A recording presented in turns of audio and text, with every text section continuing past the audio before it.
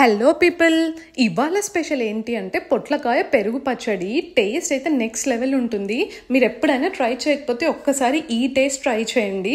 దీనికోసం అయితే ఫస్ట్ పొట్లకాయని పీల్ చేసి పీసెస్ లాగా కట్ చేసి వాటర్లో సాల్ట్ వేసి బాయిల్ చేసుకొని ఒక 5 to 10 minutes తర్వాత వాటర్ డ్రైన్ చేసి పక్కన పెట్టాలి. అండ్ పెరుగుని కూడా క్రీమీ టెక్స్చర్ లాగా చేసుకోవాలి.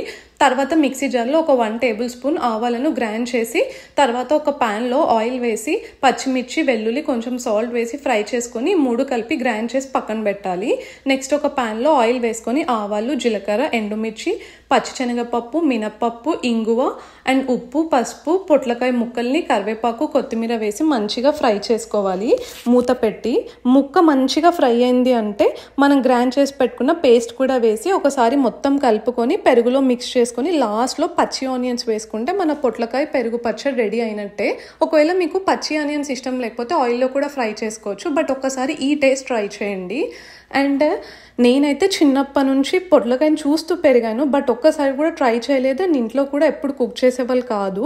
బట్ మొన్న వీకెండ్ అత్త వాళ్ళ ఇంటికి వెళ్ళినప్పుడు మా అత్త చేస్తే తిన్నాక అసలు ఎందుకు ఇంత మంచి ఒక వెజిటేబుల్ని ఇన్ని ఇయర్స్ టేస్ట్ చేయకుండా ఎలా ఉన్నాను అనిపించింది. సో ఇంటికి వెళ్ళినాక డెఫినెట్గా ట్రై చేయాలని చెప్పేసి ఈరోజు చేస్తున్నా.